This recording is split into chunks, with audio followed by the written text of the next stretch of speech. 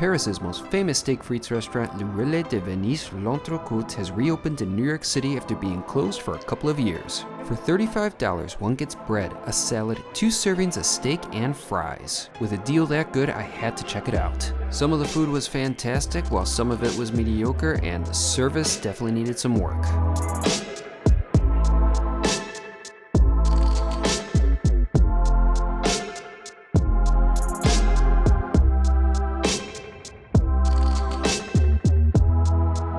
Today I'm here in Central Park. It's a beautiful autumn day. The trees are nice and colorful. Honestly, New York City in the fall is a magical place to be.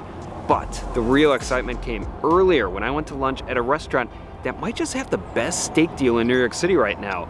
It's a French establishment and it just reopened after a very long closure. The restaurant is called Relais de Venise L'Entrecôte.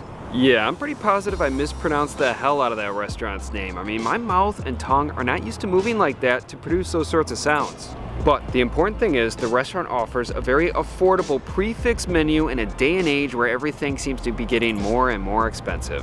For $34.95, one gets bread, salad, fries, and 2 servings of steak. The restaurant isn't actually anything new. The original location opened over half a century ago in Paris, and since then it has opened a number of other locations throughout the world, including here in New York City. But like most restaurants, the New York outpost closed at the onset of the pandemic and just never reopened until today. However, during its closure, the restaurant called Skirt Steak pretty much took inspiration from the restaurant and just made it its own. When Skirt Steak originally opened, one would get the bread, the salad, the steak, and fries for $28, which was a great deal at the time. And I definitely enjoyed my visit to Skirt Steak. The bread wasn't anything special, the salad was good, the fries were pretty solid, and the steak was delicious. I even really liked the dessert cart at the end of the meal, and for a price tag of $28, you simply can't complain. But to no one's surprise, the price went up, and boy did it go up fast. Today, to eat at Skirt Steak, one would have to pay $45. Compare that to the original $28 I spent just last year. That is insane. Yeah, that's a big jump in a short amount of time, and for that reason, I simply can't recommend Skirt Steak. I'm just happy I went there during the golden month or so when it was $28 because it was pretty good. The food is still good, it's just the price, it's not worth it. So I was pretty happy when I saw an article on Eater New York last week proclaiming how L'Entrecôte is reopening. As a result, I just had to go to the restaurant at the soonest opportunity. So this was my experience at the legendary French steakhouse, L'Entrecôte. New York's location of L'Entrecôte opened in 2009 in Midtown Manhattan but closed at the start of the pandemic. The establishment used to be located at 590 Lexington Avenue but has now moved to a new space on 54th Street. While the restaurant proclaimed on Instagram that they'll be opening on November 8th, the article I saw on Eater New York stated that the business would start serving customers 2 days earlier on November 6th. So I went there for lunch on the 6th, but unfortunately I saw a sign on the door stating that they were closed for a private event, which I sure as hell wasn't invited to. Perhaps they would have opened to the general public for dinner during the evening, but I didn't have time to stick around. As a result, I went back to L'Entrecôte 2 days later for their official grand opening. I showed up about 15 minutes before the establishment opened their doors, and there were already 2 people ahead of me, while a number of other customers soon came after me. When the clock struck noon, it wasn't long before I was seated. The restaurant has a nice look to it. It's nothing too fancy, but it also has a somewhat classic French bistro feel. However, the table where I was seated was jammed together with a row of other tables. There was practically no space between them, which made getting out of one's seat a sort of acrobatic challenge. Diners are seated almost shoulder to shoulder. It's not great at all. It's like the Spirit Airlines of restaurant seating.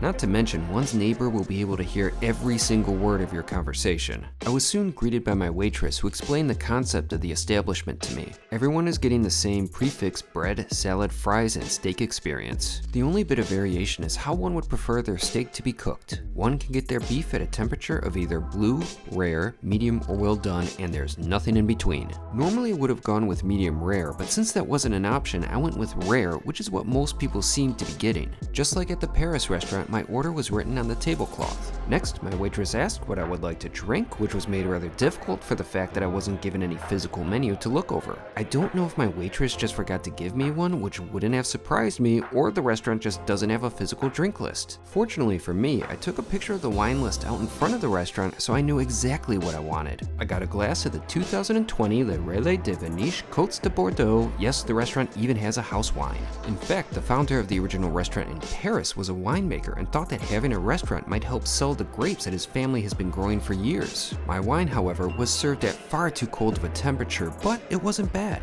Now, Robert Parker wouldn't be scoring the beverage in the 90s anytime soon, but it was still enjoyable and set me back only $8, which is a bargain for Midtown Manhattan.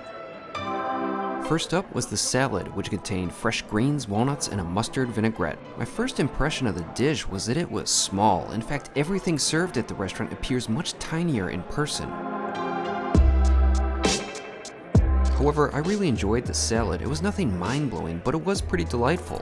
The lettuce was nice and fresh, while the vinaigrette provided a nice flavor, and the walnuts added a good textural component. It was a solid start to the meal, but while I was eating the salad, my bread arrived. The bread is about as basic as you can get. It's nothing special, and you're not even provided with butter. I guess you could say the business is BYOB, bring your own butter. But later in my lunch, it did pair very nicely with the restaurant's incredible sauce that covers their steak. Speaking of which, my steak arrived while I was still consuming my salad. The service was pretty quick at the onset of my meal, but unfortunately that didn't hold true throughout the rest of my lunch. After finishing my salad, I was ready to turn my attention over to the steak frites. I was just about to start eating, and then a server comes around and adds more steak to my plate. I was confused. I thought that I would only get my second serving of beef after I finished my first. But why complain? I had more meat on my plate than when I started, and that made me very happy. It was time to dig in. Sirloin is the cut of beef used by the establishment. While it isn't the most desirable part of a cow, the restaurant does the best it can with the meat. It's sliced very thin and was incredibly tender. But what makes L'Entrecôte a success is their sauce, which is mind-blowingly good. When discussing the sauce, former New York Times food critic Sam Sifton said it best in his 2009 review of the establishment, saying, quote, "You could pour the stuff over a boot and still have an excellent dinner." That is definitely a proper description because it elevated the steak to another level, which can also be said with the fries. By themselves, the fries were pretty good. They maintained a solid flavor and texture, although they were just a bit under-seasoned, but that's also because the fries are meant to be paired with the sauce, and they paired beautifully. In addition, they were robust enough to hold up against the sauce and not become a sloppy mess. As to what the sauce contains, it's a well-guarded secret, but it likely consists of butter, herbs, mustard, cream, and chicken liver. Together, the steak, frites, and sauce made for an incredibly satisfying plate of food. Having finished, I wasn't expecting another serving of steak since it seemed like I already received it, but I was at least counting on getting more fries, which I never got. It just felt like I was forgotten about. I waited so long that by the time my waitress finally came to my table, I just decided to go straight to dessert. She then brought over a small menu with pictures of the offerings. There weren't very many, especially compared to the dessert menu I saw earlier outside the restaurant and the almost encyclopedic amount on the restaurant's website. Obviously, I wasn't expecting the establishment to be able to offer everything all at once, but the annoying thing with the picture menu is that it lacked any indication of price. The cost is definitely a factor I take into consideration when I'm making my choice. Still, the majority of the desserts are priced pretty reasonably, so I wasn't too concerned about that facet. After a decent wait, I was finally presented with the cheesecake, which was topped with caramel and nuts.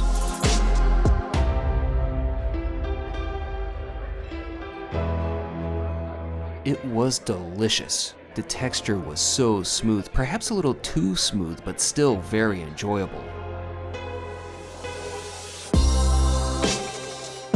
You can't go wrong with caramel on a cheesecake, and the nuts provided a great textural contrast to the lusciousness of the dish. It was a true delight to eat. I was very satisfied, but not about the service. I waited a while for my waitress again and asked for the bill. Then, maybe about 6 or 7 minutes later, she dropped somebody else's Amex Gold card along with the receipt on my table, thinking that I already paid. We eventually straightened out the situation. My bill came to $59.55, but with my tip, I paid almost $72 for my lunch. Indeed, I still tipped 20% because even though the service wasn't great, it was the restaurant's grand opening and they were packed. I'm sure things will improve in the following weeks, but to me, the food was the most important aspect of the experience and I loved it. Plus, that sauce was magical. So that was a good meal. I certainly enjoyed all the food. The steak was delicious. I really liked that sauce. I don't have really any complaints about the food except the service. Well, the service, I have plenty of complaints about that. But I simply can't be too harsh about that. It's its first day. Not every restaurant is going to be firing on all cylinders right out the gate. And my waitress, even though I liked her, she was nice, she was sweet, but she was also clearly not at the top of her game. But once again, it was the first day. However, I'm sure in say 2 to 3 weeks, the restaurant is going to be operating much more efficiently and will be able to deliver a much better experience to their customers. But at the end of the day, I was there first and foremost for the food, and it was good food offered at a very fair price. I'll definitely be going back in the future, and someday I really hope to go to the original one in Paris. But for today, I enjoyed a very nice lunch, and now I need my coffee.